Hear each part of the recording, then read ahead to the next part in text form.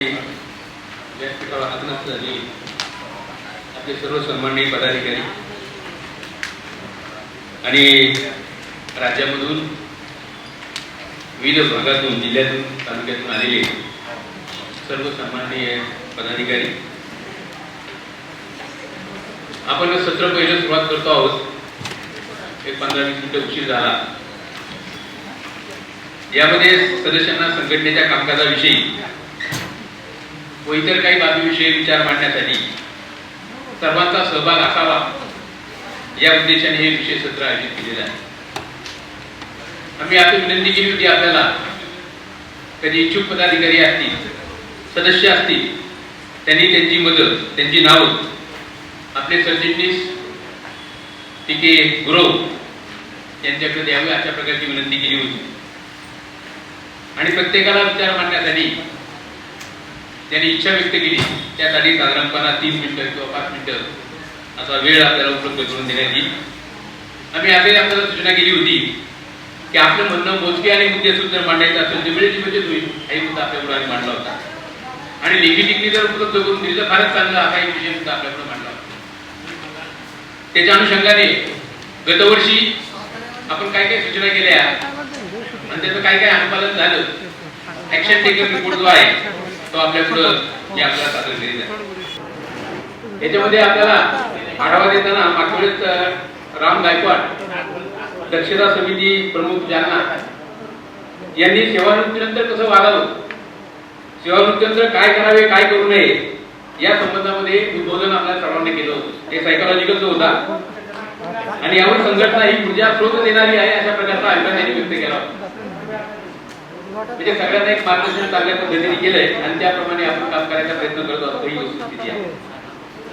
दुसरी जी मत मांडली होती त्याच्यामध्ये आमचे धुळे जिल्ह्याचे सचिव माननीय अविनाश मोरे साहेब यांनी या जन्मावर जगण्यावर सतत प्रेम करावे अशा प्रकारचा संदेश आपल्याला दिला आणि त्यांनी एक शतकी सभासद संख्येची धुळे जिल्ह्याची होती ती आम्ही 100च्या दरम्यान घेऊ, अशा 500च्या दरम्यान घेऊ असा त्यांनी उल्लेख केला होता.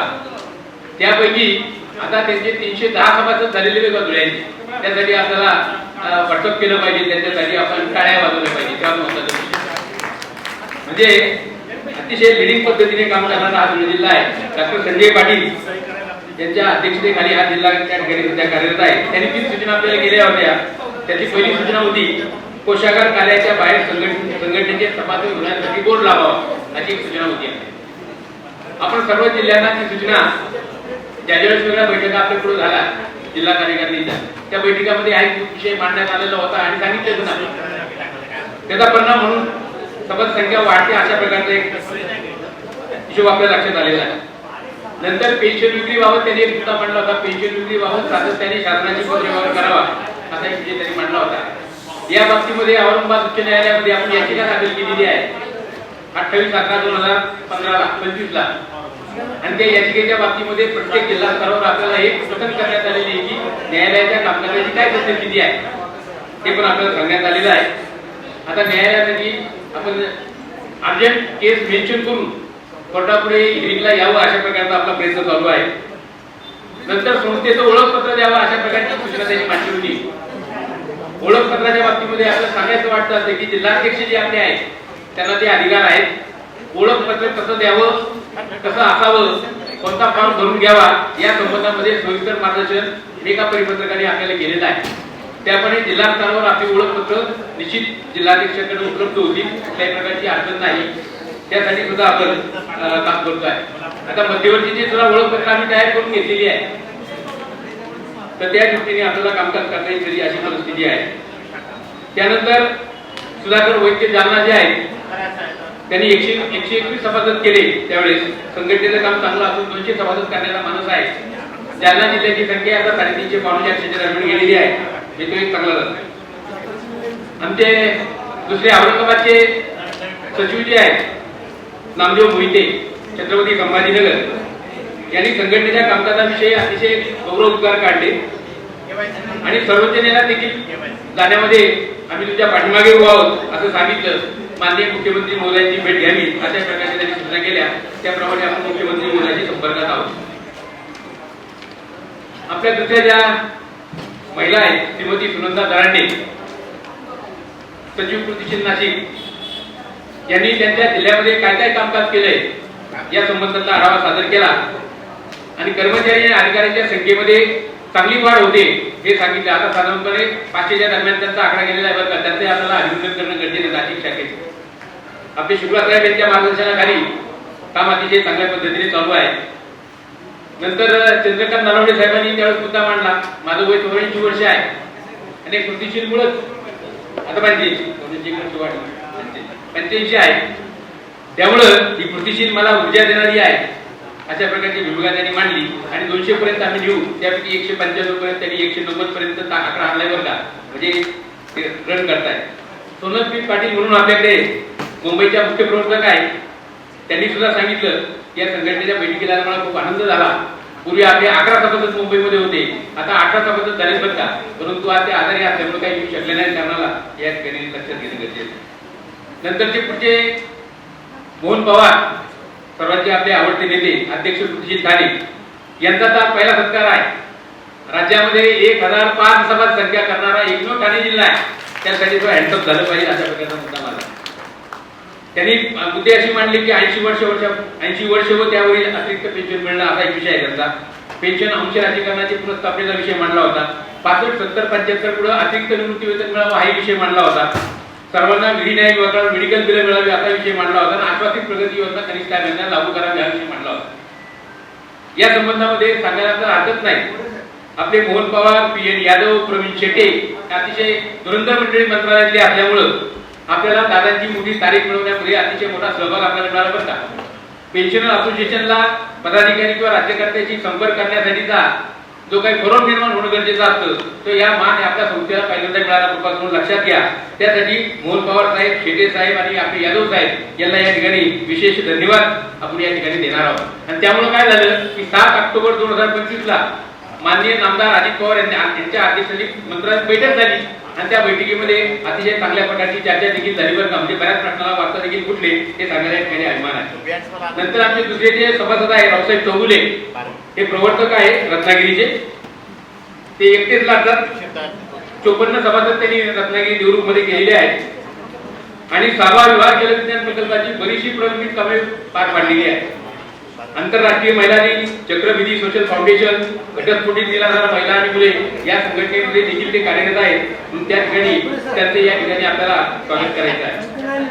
नंतर मी माझ्या शेवटी समारोप करताना मुद्दा मांडला होता की संघटनेमध्ये काम करणाऱ्या कार्यकर्त्यांची तशी सरासरी आवरेजली बोललं तर वाढवा असते ही वस्तुस्थिती आहे.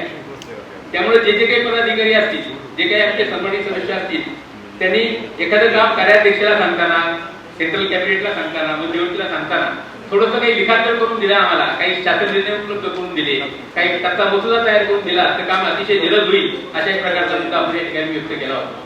म्हणजे एकंदरीत मागच्या वेळेस जी काही सभा झाली त्या सभेमध्ये जे जे मुद्दे मांडले त्या मुद्द्याचा परामर्श मी या ठिकाणी आता घेतलेला आहे. धन्यवाद. यानंतर आपल्याला कोणाला बोलायचं असेल तर त्यांना आपल्याला संधी देण्याचा विचार आहे. त्यांनी या ठिकाणी यावं आणि सांगावं. माझ्याकडे 2-3 लोकांचे ऑनलाईन मॅटर्स आलेले आहेत, ते बोलतो नंतर. कोणाला बोलायचं असेल थोडक्यात 3 मिनिटं 2 मिनिटं वगैरे अशाच प्रकारे आपल्याला वेळ देता येईल, जास्त वेळ देता येणार नाही. मुद्दे वाईट फक्त बोला. धन्यवाद.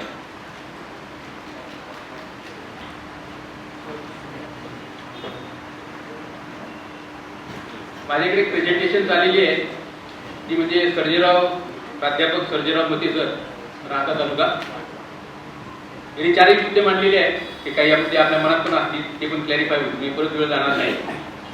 पहिला मुद्दा असा होता की पेन्शन कम्प्युटेशनच्या कालावधीमध्ये झालेल्या बदलाबाबत असा एक विषय आहे. यासाठी संघटनेने प्रयत्न करावे. आपल्याला कल्पना असते की 15 वर्षानंतर आपलं पेन्शन रिस्टोर होतं. पेन्शन हा ऐच्छिक विषय आहे.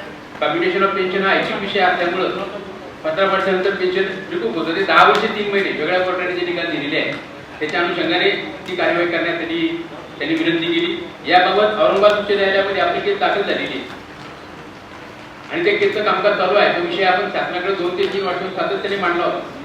शासनाकडे असं उत्तर आलं की केंद्राने अद्यापर्यंत या बाबतीत विचार केला नाही, त्यामुळे तुमचा विचार करता येत नाही. त्यामुळे आपण हा विषय केंद्राकडे घेतलेला आहे आणि कोर्टामध्ये आपला विषय सध्या चालू आहे.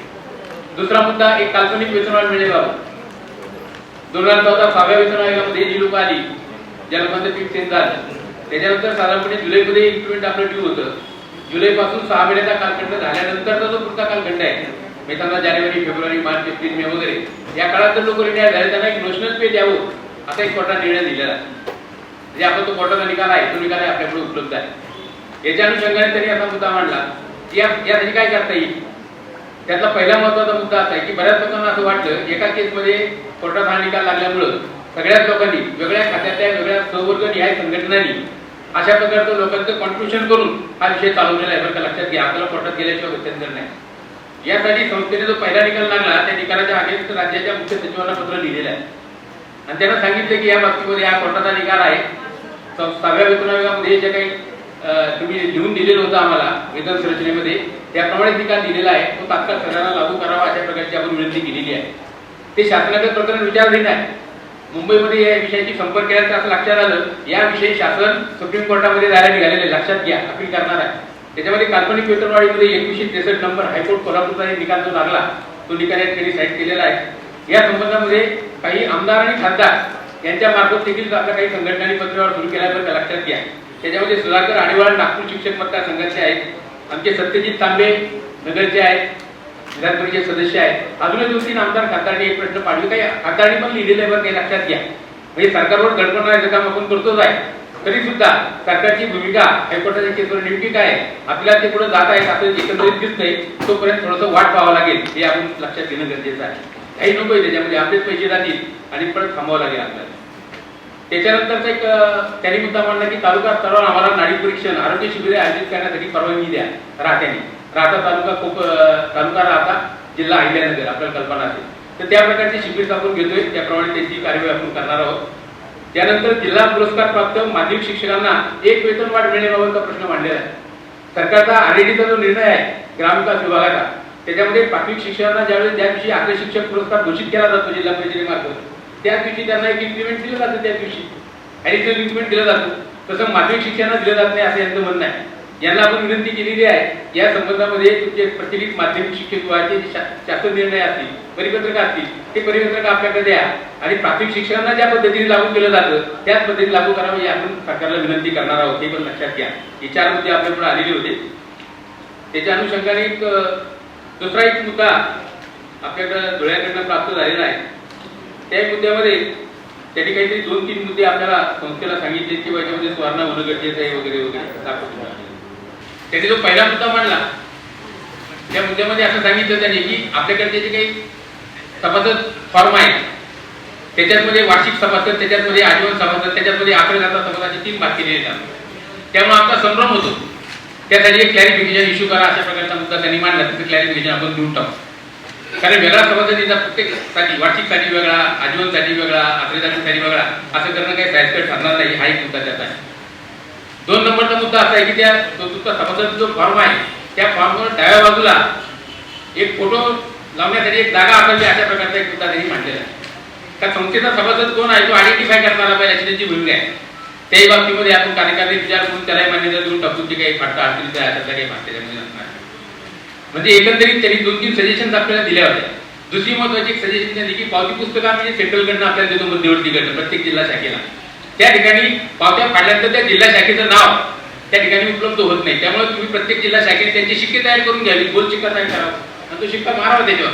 म्हणजे कोणत्या जिल्हा शाखेने पावती दिली, कोणत्या जिल्हा शाखेचा डोनेशनचा व्यवहार आहे ते कळणं आम्हाला सुलभ होईल. कारण दुसरी पावतीचा गठ्ठा तो आमच्याकडे येतो, त्यामुळे आम्हाला पण आयडेंटिफाय होत नाही कोणत्या जिल्ह्याकडनं आलेले. फक्त नाव लिहिलेलं राहतं आणि अमाऊंट लिहिलेली राहते, खाली सही राहते, सहीच्या खाली नाव पण नसतो कोणाचं, कोणता पदाधिकारी ते कळत नाही, जिल्ह्याचं नाव कळत नाही. त्या पद्धतीने एक सुधारणा करण्याचा आमचा विचार आहे. म्हणजे साधारणपणे 2 ते 3 प्रेझेंटेशन आपल्याकडे आली होती ती आपल्याला सांगितली, त्याचं रिपिटेशन होऊ नये म्हणून मी लवकर कव्हर केलं. धन्यवाद. धन्यवाद सर. यानंतर आपले कार्याध्यक्ष माननीय पोपट सर.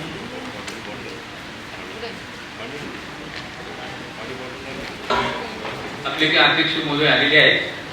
थोड्या वेळामध्ये आपण दुसऱ्या कार्यक्रमाला दुसऱ्या सत्राला सुरुवात करणार आहोत. तर तुम्ही काही सूचना आपल्याला देणं गरजेचं आहे, अतिशय महत्वाच्या आहेत, आपण त्याकडे लक्ष देणं गरजेचं आहे. पहिली सूचना एक अशी आहे की आपले ऑडिट रिपोर्ट जे आहेत ना ते माझ्याकडे 6 जिल्ह्याचे ऑडिट रिपोर्ट साधारणपणे उपलब्ध झाल्याची नोंद आहे. ज्या जिल्ह्यांनी पाठवले असतील त्यांनी जर सांगावं आम्हाला व्हॉट्सअपवर करून टाका.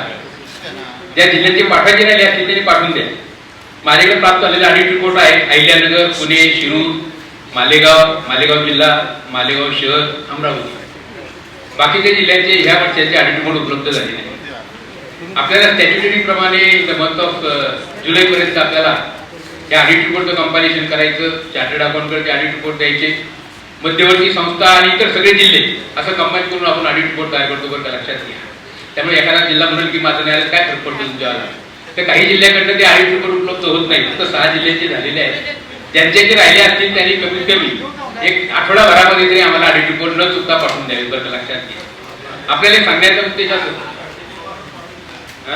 सोलापूर, ठीक आहे. मला सांगण्याचा उद्देश असा आहे की आपली जी संस्था आहे ही बॉम्बे पब्लिक ट्रस्ट ऍक्ट प्रमाणे रजिस्टर केलेली आहे. आपण याच्यामध्ये ट्रस्टी आहोत हे लक्षात घ्या. ट्रस्टी म्हणजे आपण मालक पण नाही आणि सेवक पण नाही, इन बिटवीन दिसा. म्हणजे हे राज्य जे आहे ना हे शंभू शिवाजी महाराजांचं राज्य आहे, शंभू राजांचं राज्य आहे असं आपण जे म्हणतो ना. शिवाजी महाराजांनी कधी म्हटलं नाही माझं राज्य आहे म्हणून. हे सगळ्या जनतेचं, आम जनतेचं राज्य आहे, त्याची आमची भूमिका आहे. हे ट्रस्टीमध्ये आपल्याला प्रत्येक जिल्ह्याने त्यांच्याकडच्या अकाउंटचा हिशोब हा दरवर्षी मार्चमध्ये क्लोज करून त्याचे सीए कडनं तपासणी करून त्याचा रिपोर्ट सादर करणं हे बंधनकारक आहे. आपण समजा जुलैपर्यंत नाही दिला आम्हाला, त्याचा परिणाम काय होतो की आम्हाला दंड भरावा लागतो. बरं का, लक्षात घ्या. चॅरिटी कमिशनर रिटर्न सादर करताना दंड भरावा लागतो. तो दंड तुमच्या आमच्या पैशातून भरला जातो हे लक्षात घ्या. त्यामुळे दंड भरायची वेळ येईल नाही अशा दृष्टिकोनातून प्रत्येकाने प्रयत्न करावं, अशा प्रकारची आमची भूमिका या ठिकाणी आहे. यानंतरचा जो पुढचा मुद्दा आपल्या पुढे आहे चर्चा करण्याचा सांगायचा की आता जी स्मरणिका मी आपल्याला दिलेली आहे त्याची आपल्या संबंधाचा जे सांगतो. 24 जिल्हा कार्यकारिणी राज्याचे आहेत बरं का, अपडेटेड केलेले आहे. 24 जिल्हा कार्यकारिणी आहेत आणि या जिल्हा कार्यकारिणी आपण रिजन वाईज लावलेले आहे. फार महत्वाचं आहे. नवीन इम्प्रुव्हमेंट आपण स्मरणिकेमध्ये केलेली आहे. त्यामुळं त्या जिल्ह्यामध्ये त्या प्रदेशामध्ये असणारे जिल्हे, त्याच्यामध्ये कार्यरत असणाऱ्या जिल्हा कार्यकारिणी, त्यामध्ये कार्यरत असणारे प्रवर्तक आणि त्यामध्ये कार्यरत असणाऱ्या तालुका कार्यकारिणी किंवा तालुका स्थापना झालेल्या विशेष तालुका संघटना ज्या आहेत त्यांचा हिशोब तुम्हाला पाहायला मिळणार आहे. कारण आता आपण राज्यामध्ये मुंबई आणि कोकणाचा जर भाग सोडला तर सगळ्याच जिल्ह्यावर, सगळ्याच प्रदेशामध्ये आपण विभागीय अध्यक्ष नेमलेत बरं का, लक्षात घ्या. ते फार महत्वाचं आहे. विभागीय अध्यक्ष नेमल्यामुळे त्यांचा कामकाजाचा आढावा घेण्याच्या दृष्टीकोनातून त्यांना ही माहिती अतिशय उपयोगी असणार आहे. आपल्याला लक्षात घ्या. 15 प्रवर्तक जिल्हे आपल्याकडे आहेत आणि 16 तालुका शाखा आपण सुरू केलेल्या आहेत. लक्षात घ्या. ज्यावेळेस तालुका शाखेची सदस्य संख्या 100च्या पुढे जाईल त्यावेळेस त्याला स्वतंत्र लेखा देण्याचा आपला तरतूद आहे. स्वतंत्र अकाउंट आपण काढून देणार आहोत. हे पण कृपा करून लक्षात घेणं गरजेचं आहे. आणि याच्यामध्ये एक सूचना महत्वाची आहे की कार्यकारिणीमध्ये आता बऱ्याच वेळा मी रिपोर्टचं वेळेस कंपॅरिझन करतो तर माहिती वेळेवर उपलब्ध होत नाही. थोडीशी माझी नाईलाजाने मला म्हणावं लागत आहे. प्रत्येक वेळेस पाठपुरावा करावा लागतो, परिपत्रक आपण इतके काढतो आणि प्रतिष्ठित संस्था महाराष्ट्र नावाचं जे काही व्हॉट्सअपचं ग्रुप आहे त्या ग्रुपवर प्रत्येक जिल्ह्यातले 3 पदाधिकारी कमीत कमी आहेत. सचिव एक असतो, कोषाध्यक्ष एक असतो आणि अध्यक्ष एक असतो किंवा कार्याध्यक्ष असतो. काही ठिकाणी 4 आहेत. आता एवढ्या पदाधिकाऱ्यांना आपण जर सूचना देत असू आणि त्याची अंमलबजावणी व्हायला जर वेळ लागत असेल आणि माहिती थोडीशी अडचण तयार होती बरं, लक्षात घ्या. काही मग आपल्याला माहिती अशी कंपेअर करावी गोळा करावी लागते. आता पाठवतो, नंतर पाठवतो, या आधारे ठीक आहे, अडचणी आहेत आपल्या, हरकत नाही. परंतु आणि आपण सातत्याने या जनरल बॉडीची तयारी डिसेंबर पासून सुरू केलेली आहे. लक्षात घ्या.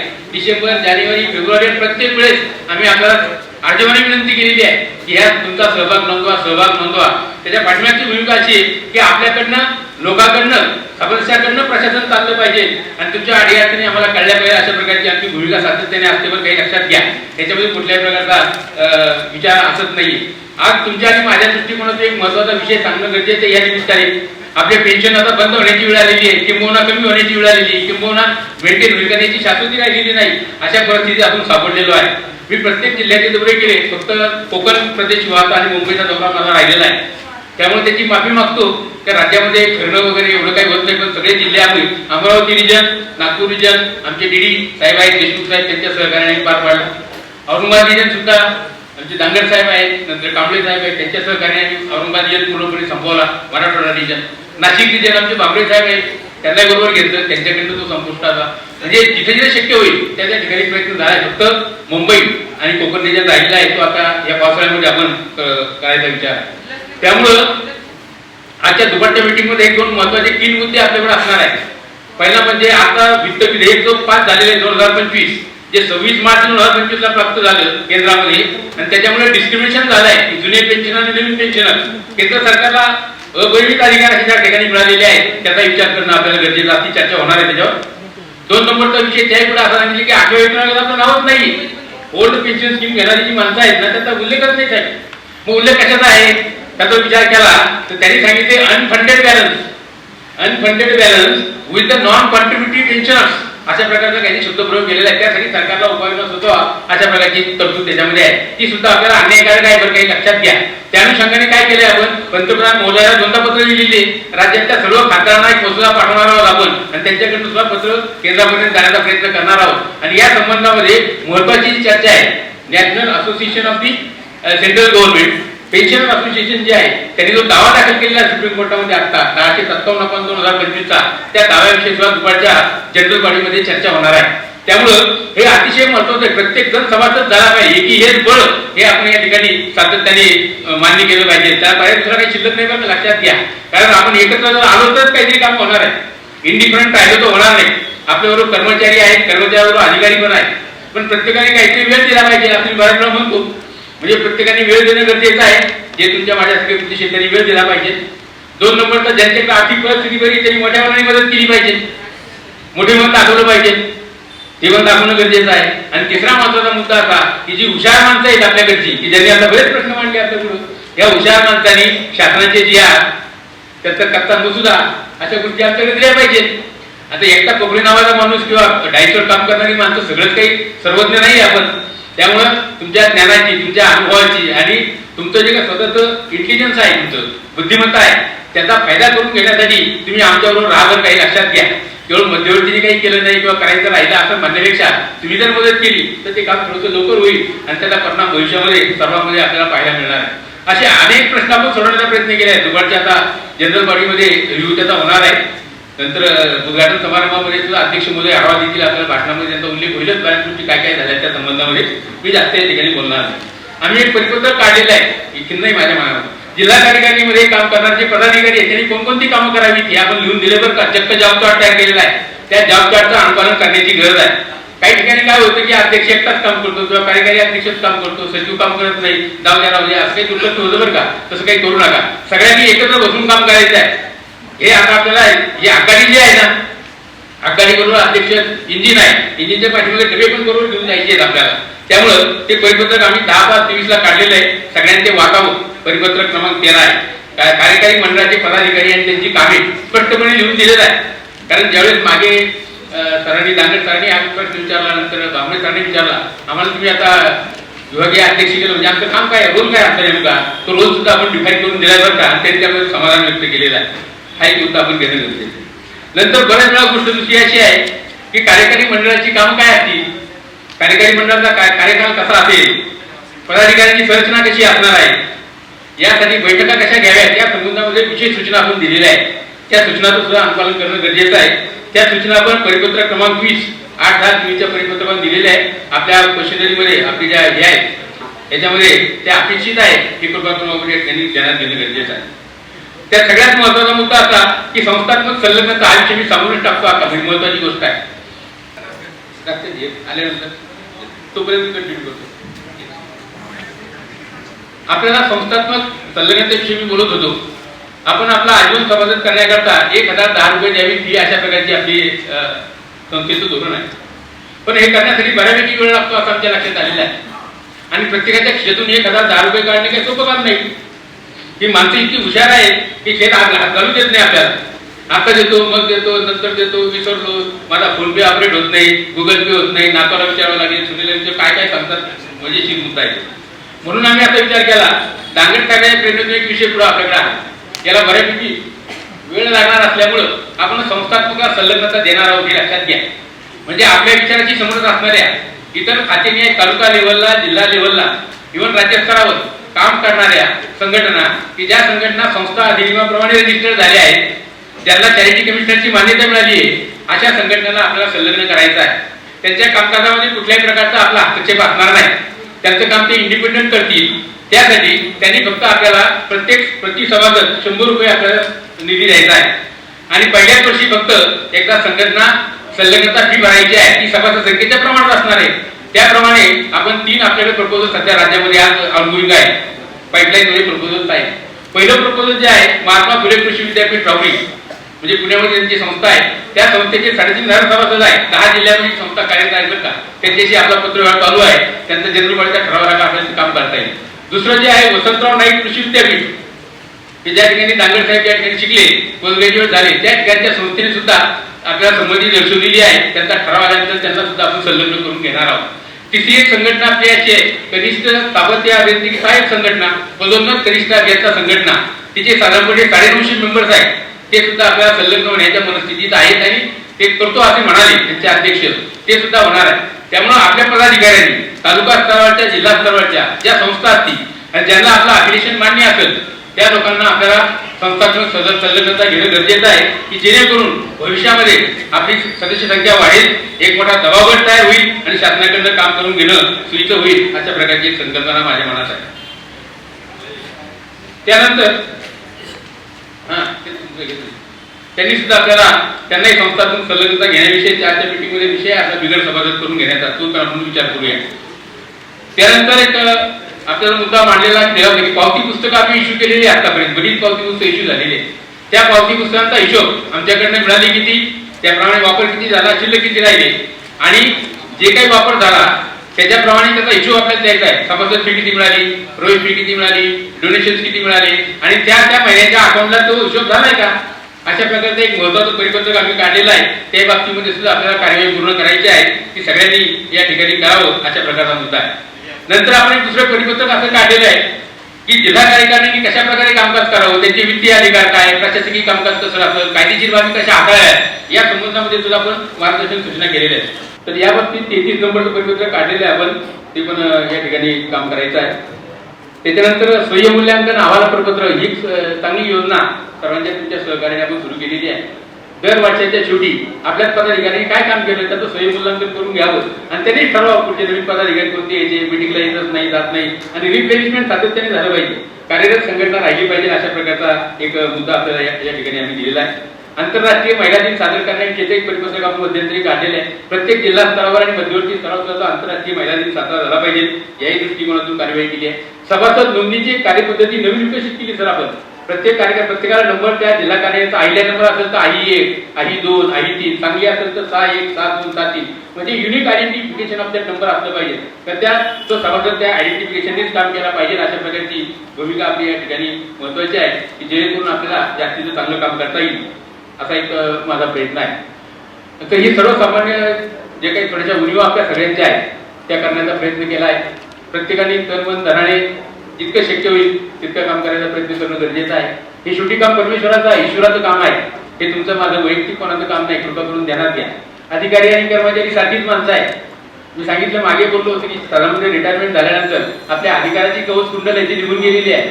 आता सर्वसामान्य माणसं आहोत आणि सर्वसामान्य माणसासारखं तुम्ही आम्ही सर्वांनी एकत्र बसून काम करायचं आहे आणि सर्व सारखे आहोत आपण बरं का.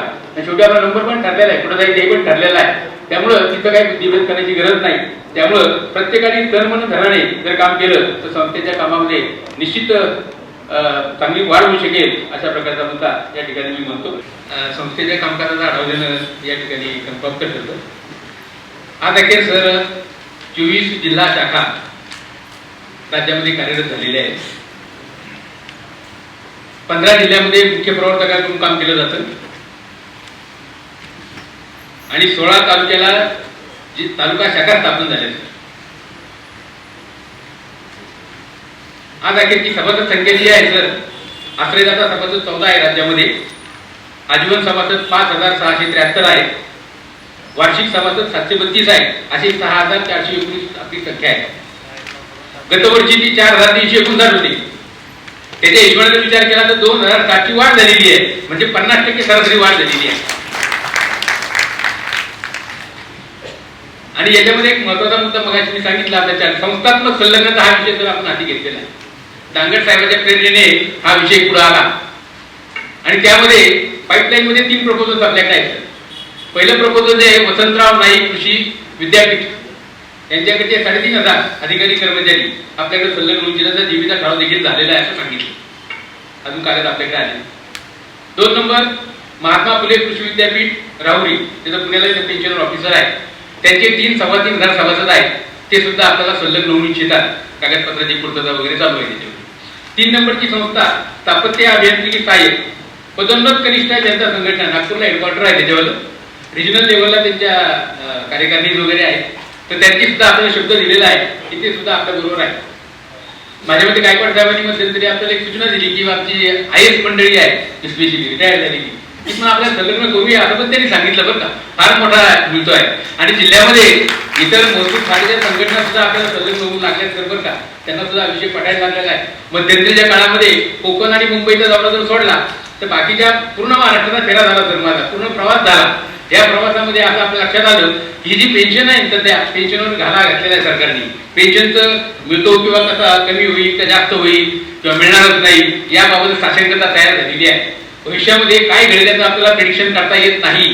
त्या संबंधात देखील सुद्धा दुपारच्या सत्रामध्ये आपलं निश्चित त्याच्यावर मंथन होणार आहे. म्हणजे त्याच्यामध्ये national association of coordination committee of the pensioners central गव्हर्नमेंटची त्याच्यामध्ये 19 संघटना त्याच्यामध्ये त्या उतरलेल्या आहेत. त्यांनी रिट पिटिशन दाखल केलेलं आहे. त्याच्यावर सुद्धा आपल्याला विचार करायचा आहे. म्हणजे तो सुद्धा एक महत्त्वाचा आहे. त्याचा परिणाम असा आला की बऱ्याचशा संघटना आपल्याला संलग्न व्हायला लागलेल्या आहेत आणि त्याचा फायदा भविष्यामध्ये खूप होणार आहे. त्याच्यामध्ये 2 अटी आपल्या आहेत. संस्थात्मक संलग्नता असली पाहिजे, हा पहिला विषय सर. आणि दुसरी महत्त्वाची गोष्ट अशी आहे ते करत असताना चॅरिटी कमिशनचं रजिस्ट्रेशन पाहिजे आणि मिनिमम फी ठेवली सर आपण per head at the time of संलग्नता 100 रुपये द्यायचे सभासद संख्येच्या आणि एकाच वेळेला आपल्याला संलग्नता फी द्यायची आहे सभासद संख्येच्या प्रमाणात. ऑफकोर्स ते जर दिलं तर आपलं काम होऊ शकतं. ही वस्तुस्थिती सध्या ठिकाणी आहे. यानंतरचा एक दुसरा महत्त्वाचा मुद्दा असा की संघटनेचं प्रशासकीय कामकाज, संघटनेचं आर्थिक कामकाज आणि कायदेविषयक कामकाज करण्याच्या संबंधामधून गेली 2022 पासून सातत्याने आपण एक स्वतंत्र प्रशासन व्यवस्था तयार केलेली आहे. आणि प्रत्येक वेळेस जनरल बॉडीमध्ये असे वेगळे परिपत्रक, प्रसिद्धी पत्रक, कार्यालयीन आदेश, निर्देश, सूचना अशा प्रकारचं लिटरेचर करून आपल्या जिल्हा शाखेच्या 3 पदाधिकारी प्रत्येक जिल्ह्याचे आणि प्रवर्तक यांच्याशी संपर्कात आपण आहोत बरं का. परंतु हे करत असताना काय होतंय की आपली बरीचशी लोक रिटायर झालेली आहेत. कोणाला ऐकू येत नाही, कुणी पाहत नाही, कुणी दुर्लक्ष करतं, म्हणून थोडीशी अडचण आहे त्याच्यामध्ये. तरी पण ते अजून गतिमान करण्याची वेळ निर्माण झालेली आहे. आपण या ठिकाणी नवीन वेबसाईट पण सुरू केलेली आहे. त्याचं याचं लॉन्चिंग आपलं झालेलं आहे. ती वेबसाईट पुन्हा www.कृतिशीलनिवृत्त.org नावाची वेबसाईट आहे. त्यात सुद्धा आपण सगळ्या प्रकारच्या व्यवस्थेला ऑनलाईन रजिस्ट्रेशनची सुद्धा सोय करतोय त्याच्यामध्ये सर. ते सुद्धा आपल्याला या ठिकाणी पाहायला मिळणार आहे. आणि प्रत्येक जिल्हा न्याय त्यांनी केलेले जे सामाजिक उपक्रम आहे ते सुद्धा आपण या ठिकाणी लोकांपुढे जाणार आहोत. आणि ज्या जिल्ह्यांना असं वाटलं की माझा केलेला कार्यक्रम हा राज्यस्तरावर प्रसिद्ध झाला पाहिजे तर व्हॉट्सअपवर कृतीशील संस्था महाराष्ट्र नावाचा जो ग्रुप आहे त्या ग्रुपचा मी ऍडमिन आहे. की माझ्याकडे जर त्यांनी सॉफ्ट कॉपी पाठवली तर ती एडिट करून आपण फोटोज आणि सॉफ्ट कॉपी ती आपण राज्यस्तरावर सगळ्याच लोकांना एका वेळेस माहिती पडू शकेल. त्याला काही अडचण नाही सर. दुसरा नंबर, आपल्याला वेबसाईटवर काही प्रसिद्ध माहिती करायची असेल तर त्याही बाबतीमध्ये आमचे सांगळे साहेब आहेत, नंतर दुसरे दांडगे साहेब आहेत. हे 2 जी साहेब लोक आहेत हे वेबसाईटचे प्रशासक आहेत, ऍडमिनिस्ट्रेटर आहेत. त्यांच्याकडे माहिती जर दिली तर ती राज्यस्तरावर संकेतस्थळावर प्रसिद्ध होऊ देखील शकते. काही नवीन उपक्रम सुरू केला. सर्व जिल्हा शाखांना आपण ईमेल ID पण दिलेली आहे सर. आपलं फेसबुक पण देखील सुरू केलेलं आहे. प्रश्न असा आहे की आपल्यामध्ये थोडी संगणक साक्षरता किंवा ती जी यायला पाहिजे थोडीशी येत नाही, परंतु प्रयत्न त्या दिशेने चालला आहे आणि भविष्यामध्ये त्याशिवाय पर्याय नाही सर. काही त्यामुळे डिजिटल मीडिया वापरल्याशिवाय संघटना मोठी होऊ शकत नाही हे आपल्या लक्षात आलेलं आहे सातत्याने. यासाठी महत्वाचं सर आपण याच्यामध्ये युट्यूबचा ग्रुप तयार केलेला आपला कृती संघटना ही युट्यूब चालू केलेला, नवीन चालू केलेला. आमचे मित्र हंगेकर साहेब, CN हंगेकर मुख्य अभियंता आहेत, त्यांच्या प्रेरणेने तो आपण युट्यूब चालू केलेली आहे. आणि युट्यूबचे माझ्यामध्ये 8 ते 10 असे आपले मागच्या जीबीचे आणि काही महत्वाचे हे आहेत ते उपलब्ध केलेले आहेत. म्हणजे त्यामुळे आपल्याला अपडेटिंग ऑफ लोकांशी संपर्क करणं वगैरे सोयीचं होतं. आपण जे इव्हेंट घेतो आपण त्या युट्यूबवर सुद्धा प्रसिद्ध करतोय आता. म्हणजे एकंदरीत डिजिटल मीडिया जो आहे तो आपला वापरण्याचा सातत्याने प्रयत्न आहे. प्रशासकीय कामकाज कसं करावं, जिल्हा कार्यकारिणीने काय काम करावं, त्याची सदस्य संख्या कशी असली पाहिजे, या सगळ्या बाबतीमध्ये मार्गदर्शन करण्याचा आपला सातत्याने प्रयत्न आहे. त्या जिल्हा शाखांनी त्याचं अनुकरण केलं तर ते होऊ शकतं. आता याच्यामध्ये काय झालंय की आपण मध्यंतरीच्या काळामध्ये आपली जी घटना आहे त्या घटनाची काही नियमावली तयार करणं थोडंसं बाकी आहे. काही मुद्दे आहेत आपल्या नियमावलीचे, त्या नियमावली सुद्धा आपण तयार करायला घेत आहोत. पुढच्या वर्षामध्ये आपण नियमावली प्रसिद्ध करणार आहोत. कारण बेर ऍक्ट झाल्यानंतर त्याला नियमावलीची गरज पडते. कारण बऱ्याच गोष्टी अडचणीच्या ठरतात, त्या सुद्धा आपण या ठिकाणी कव्हर करण्याचा आपला सातत्याने प्रयत्न आहे. आणि सर्वच या वर्षामध्ये जर सांगायचं म्हणलं तर धुळे जिल्हा आमचा, बीड जिल्हा, जालना जिल्हा, नाशिक जिल्हा आणि ठाणे आणि ते 1 नंबरलाच आहे. हे 4-5 जिल्हे खूप अग्रेसिव्ह आले तर का बऱ्यापैकी मोठे हाय अलार्मिंग त्यांनी रिझल्ट आपल्याला दाखवलेले आहे. आणि त्यांनी अजून जर प्रयत्न केले तर अजून सुद्धा होण्याची संधी आहे. लोकांना विषय पडतोय आपला पेन्शनच्या बाबतीमधला, आणि पेन्शनसाठी काय करावं लागतं, आणि पेन्शन आता पुढे कमी होणार, वाढणार, बंद होणार, हे काही संशयाचं जे कल्लोळ आहे मनामध्ये सातत्याने सगळ्यांच्या चालू झालेलं आहे. पेन्शन बंद झाली तर 95% लोक रस्त्यावर येणार आहे, ही वस्तुस्थिती आहे. तुम्ही आम्ही रिटायर झालेली माणसे, आपल्याला जी मिळाली मिळकत आहे ना, 40-50 लाख 60 लाख काही मिळाली ना, एक 8-10 वर्षामध्ये संपून जाते, आणि आपण पेन्शनवर येतो. सगळ्यांच्याच बाबतीत ती परिस्थिती, मोठा अधिकारी असला तरी तसाच आणि कर्मचारी असला तरी तसाच. म्हणजे आपल्याला पेन्शन शिवाय चालत नाही, आणि आपली भूमिका अशी आहे की मी असेपर्यंत मला पेन्शन मिळालं पाहिजे, ओल्ड पेन्शन मधल्या लोकांचं, आणि मी गेल्यानंतर माझ्या पत्नीला मिळाली पाहिजे. म्हणून त्यासाठी सुद्धा आपला प्रयत्न करणं, लढा देण्याचं काम देखील या ठिकाणी चालू आहे. अतिशय चांगल्या प्रकारे काम ही संस्था करते. आपल्या संस्थेचे सर्व जे सदस्य आहे कार्यकारिणीचं, त्या ठिकाणी त्यांचं बराचसा वेळ पण आपल्याला उपलब्ध करून देतात, त्याच्यामुळे हे काम करणं शक्य होतं. एकट्याच काम आहे असं म्हणणार नाही. आणि जिल्हा शाखेची पदाधिकारी आहे त्यांचंही सुद्धा या ठिकाणी आपल्याला खूप सहकार्य लागतं, आणि त्यामुळेच आपल्याला काम करायला या ठिकाणी ग्रुप येतो, आणि दिवसेंदिवस हा विषय वाढत चाललेला आहे.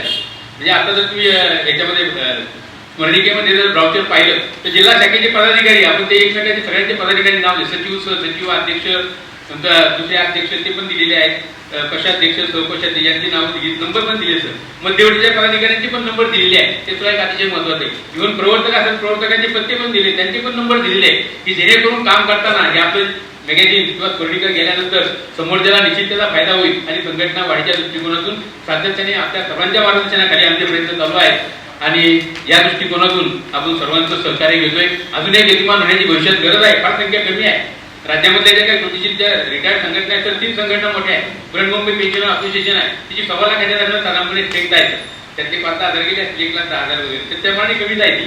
नंतर महाराष्ट्र पेन्शन असोसिएशन आहे, खजाना निर्वहित या बाजूला आहे, तिच्या पेन्शनची संख्या 25,000 होती, त्यात 1,000-2,000 गेले असते, 21-22,000, आणि आपल्याला साधारणपणे 6,500 दरम्यान झालेली. आपण संलग्नता केल्यानंतर आपल्याला 9,000 वाढणार, म्हणजे 15,000 लगेच झाली. आणि अजून तर संलग्नता झाली नाही, अजून जर काही सदस्य वाढत राहिले, लोकांनी ज्या कमिटमेंट केल्या आता विविध कार्याध्यक्षांनी, तर त्या निश्चितच आपल्याला फायदेशीर असणार आहे. आणि एक मोठी संघटना म्हणून आपण भविष्यामध्ये निश्चित करूया. यासाठी आपल्याला सांगायला हरकत नाही की जालना जिल्ह्यामध्ये आमचे ठाकूर साहेब आहेत, त्यांनी संपूर्ण इन्व्हेंटरी मिळवली आपल्या कोशागारामधून, आणि त्याप्रमाणे त्यांनी सर्व तालुक्यात संस्था स्थापन केल्या जालना जिल्ह्यामध्ये, म्हणजे तर रेकॉर्डेड डिस्ट्रिक्ट, सगळ्यात महत्वाची गोष्ट आहे. नंतर धुळे जिल्हा सुद्धा 4 पैकी 3 जिल्ह्यामध्ये धुळे जिल्ह्याची आमच्या डॉक्टर पाटलांनी, संजय पाटलांनी अतिशय चांगल्या प्रकारचं काम त्या ठिकाणी केलेलं आहे. बीडमध्ये सुद्धा काम चांगलं चालू आहे. बीडमध्ये 4 जिल्ह्याच्या संस्था स्थापन झाल्या, त्यांचे 300-350 मेंबर झाले. एकूणच जे आत्ते साहेब नाही आहेत, इंग्लंडला गेलेले आहेत, त्यामध्ये राहिले धोरे म्हणून आपले डिप्टी इंजिनियर आहेत, ते इंचार्ज आहेत, सगळ्या लोकांना बरोबर घेऊन जातात. म्हणजे एकंदरीत कामाची जी रूपरेषा आहे, जे कार्यकर्ते जे आपल्याकडे जोडताय सध्या आजीवर राहिलेले आपल्या कामाच्या प्रभावामुळे, ते आपल्या बरोबर आहेत, आणि त्यांना आपण प्रत्येक प्रश्नाला न्याय देण्याचं आपण काम करतोय. त्याच्यामध्ये किती सेवानिवृत्तांची प्रकरण आली, किती निकाली निघाली, किती कोर्ट केसमध्ये वगैरे त्याचा गोषवारा आपण दिलेला आहे. तो गोषवारा सुद्धा चांगल्या प्रकारचे निर्देश साधारणपणे 60 ते 70% प्रश्न वैयक्तिक स्वरूपाचे आपण निकाली काढलेले. आणि संघटनात्मक प्रश्नासाठी मध्यंतरी अजित पवार साहेबांची मिटिंग लागली होती. त्या मिटिंगमध्ये सुद्धा आपण बऱ्यापैकी चांगला वाद घातला लोकांबरोबर, सेक्रेटरी लोकांबरोबर, सांगायला हरकत नाही. म्हणजे आपण तात्विक वाद घातला, आणि त्यांना सांगितलं की आता सेवानिवृत्तांच्या प्रश्नाकडे फार दुर्लक्ष होते आपल्याला. सरकारचे सेवानिवृत्तांच्या प्रश्नाचं रिड्युसल मेकॅनिझम नाही असं बोलले आणि म्हणलं. मग आमचे तत्कालीन सचिव जे होते गुप्ता साहेब, त्यांनी आम्हाला सांगितलं, अप्पर मुख्य सचिव वित्तचे, ते मला म्हणाले मोकळे साहेब असं होत नाही म्हणे, ते पेन्शन आलं जाईल तुमच्याकडे, असं मला सांगितलं. अहो म्हणे ते पेन्शन आलं सर, म्हणलं या खात्याचे मोठे अधिकारी आहेत, पेन्शन आलं कशासाठी, की एखादा माणूस रिटायर झाल्यानंतर त्याच्या कार्यालय प्रमुखाने पेन्शन पेपर तयार करावेत, अकाउंटंट जनरलला पाठावेत, अकाउंटंट जनरलने मंजूर करावे, ते ट्रेनिंग करावे, त्या माणसापर्यंत पोहोचवायचे, त्याला क्लेम मिळतात किंवा कसं, या संबंधात ते आहे. म्हणजे आमचे केडर निहाय प्रश्न आहे, प्रत्येक खात्याचे केडर निहायचे प्रश्न आहेत. ते माणूस एका रिटायर झाला की त्याला साईड ट्रॅक केलं जातं, ही सुद्धा वस्तुस्थिती म्हणलं. त्यासाठी रिड्युसल मेकॅनिझम नाही. सचिवाच्या याच्यामध्ये त्यांच्या जॉब चार्टमध्ये कुठे विषय दिलेच नाही म्हणला, त्यांचं काय करावं म्हणून. करतात काम नाही असं नाही, पण ते थोडंसं लॅगिंग करतात म्हणलं. त्यासाठी यंत्रणा तयार झाली पाहिजे.